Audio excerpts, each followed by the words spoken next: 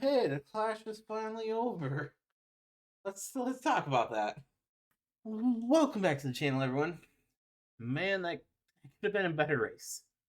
Should have been a better race. But man, the ending of that race really put me to sleep. Let's talk about the heat races and how we got to the main event. Talk about the top 10, my thoughts. First heat, you had Almirola, Bolin, Haley, Logano. Those were the notable people that made it. Lap 3, Noah Gragson got in the burden. I didn't really watch Heat 1 or 2. Heat 2, Truex, Kyle Busch, Austin Dillon, Kyle Larson, and Harvick for the 5 to move on. Big note here is coming to the checker to end this heat. Stenhouse got into Chase Elliott in 3 and 4, which allowed Harvick to get underneath and just beat Chase to the line by like inches. Heat 3, I finally was able to turn it on after watching some RP. You had Hamlin, Reddick, Briscoe, Blaney, Suarez. So, an interesting group there. Brad K moved Suarez for 7th, and a few laps later, Suarez got payback and spun him out.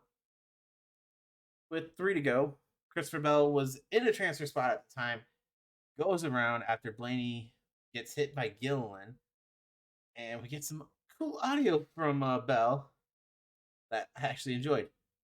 His exact words: "This is fun. We're having fun." Definitely not in a fun tone. In the 4th heat, you had Byron, Ross Chastain, Bubba Wallace, Ryan Preece, and Eric Jones be the 5 to advance. Just a lot of bumping for positions here. Moving on, you had the first LCQ. McDowell, Bell, Gilliland. Not bad. Now, Fox went to commercial on a green flag run. I honestly hate green flag runs, like green flag commercials, but Fox is Fox. You can't really control them. Moving on, we have the second LCQ. This one definitely more action. You had Chase Elliott make it, Gibbs, and AJ Allmendinger make it into the race. Austin Cindric gets in because of last year's points. He got the provisional. So they had Gwen Stefani join the booth like towards the end of this. She took a shot at Clint, talking about how he likes to race at when she's on their ranch, her and Blake's. And then Clint goes right back and takes a shot at Blake's driving. So that was somewhat entertaining. Chase led every lap of the second LCQ. Gibbs got underneath him with 2 to go, and they raced pretty cleanly, actually. Oh, it wasn't horrible. So here's the top 10. As you see, Martin Truex Jr., Austin Dillon, Kyle Busch, Alex Bowman, Kyle Larson, Tyler Reddick, Ryan Pierce. Wow, Pierce. Wow, what am I thinking? Ryan Preece, Ross Chastain, Denny Hamlin, and William Byron. So not bad. Congrats to Truex on getting a win. Definitely hoping he doesn't show that speed because I did not predict him to make it into the finale. But oh well. Yeah. Eric Almirola started on the pole for this, winning his heat. Led the first 17 laps. Got unlucky on the first caution with the choose rule.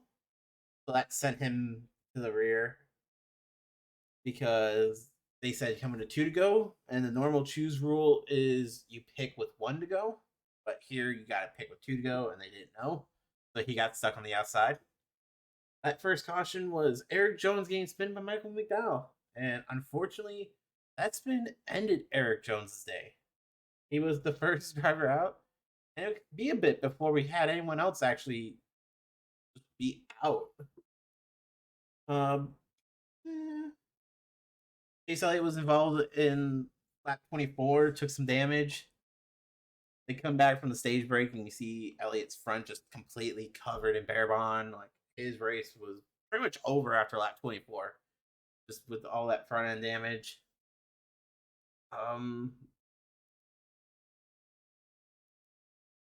we had a renewal of rivalry between Denny and Ross, with one lap to go left before the Wiz Khalifa halftime show thingy stage break. Ross kind of sent it under Denny. Denny left a gap, but it wasn't that big.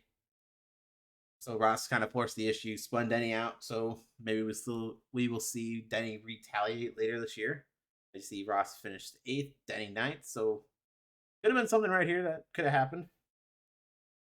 Bubba led going into the stage break. And then the snooze fest begins. Because this is an exhibition race, NASCAR said only green flag laps will count. And because of that, lap one, we just get back from having like the stage break. And Ty Gibbs spins out.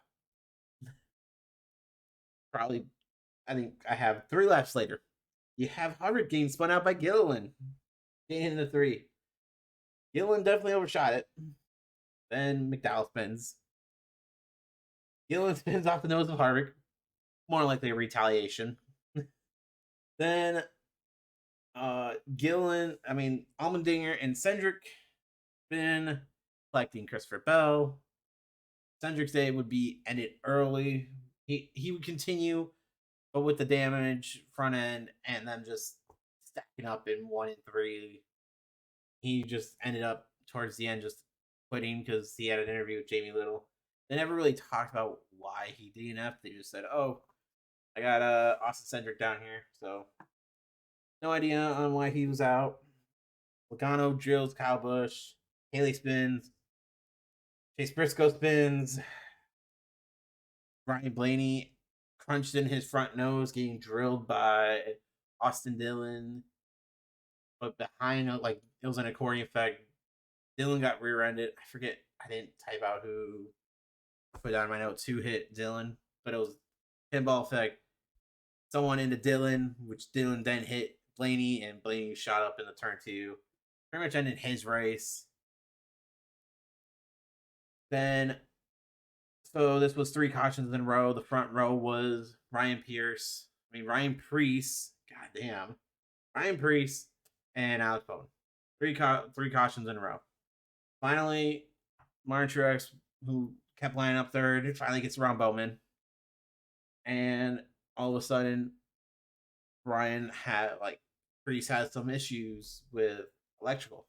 That's why he finished 7th.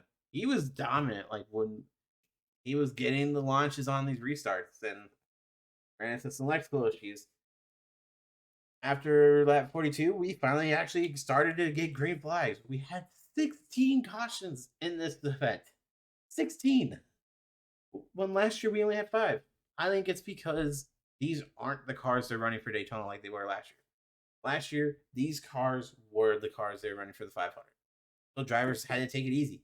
You knew if you forced the issue, you're putting a lot of burden on your team. And this year, okay, we have our 500 car already in the shop, ready to go for Daytona. Like, you definitely saw the aggressiveness be there a lot more than it was last year.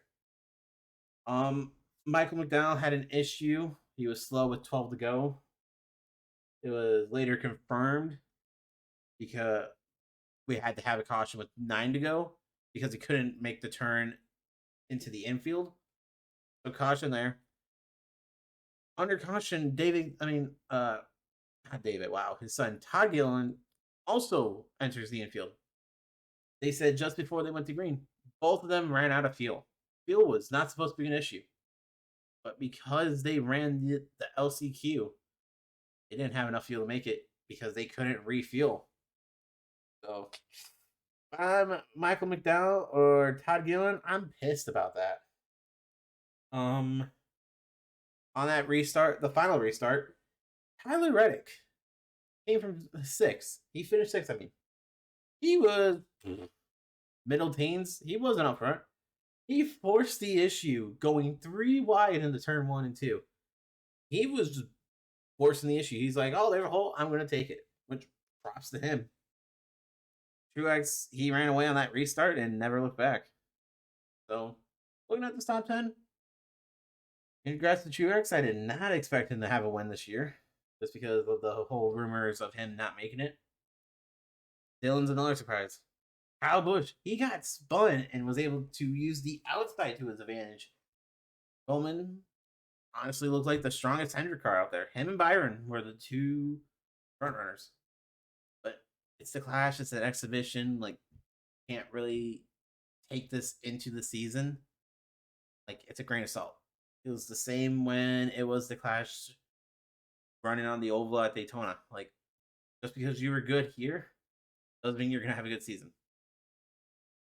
But I would watch out for Truex just because the track record for drivers who have won the Clash to win a championship is there. Logano did it last year, I believe. There have been 6 drivers to win the Clash and the championship in the same year. So, do we see a repeat? Who knows? But that's going to do it for today. Hope you all have fun. I'm going to try to streamline this a lot better. Try not to just be rambling off what happened. Try to get my raw emotions. Watching this at my mom's kind of made it that I've sat in the car, so I had to more put down notes. For the 500, I'm going to be home. So the minute the 500 is over, I'm going to hit the record, get this up and load it. But that's going to do it for today. So glad NASCAR's back. Subscribe if you're new. I'm going to try to put up race recaps every week. I got the Chase for the Cup series going on.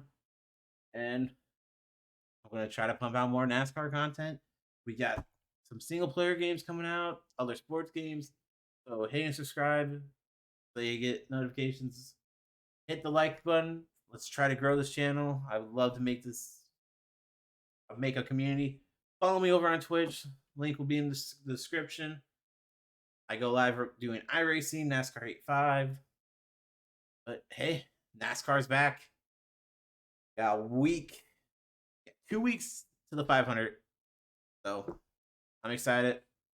I will be doing a review of the dual races when they happen. Excited in the field for the 500. I will see you all then.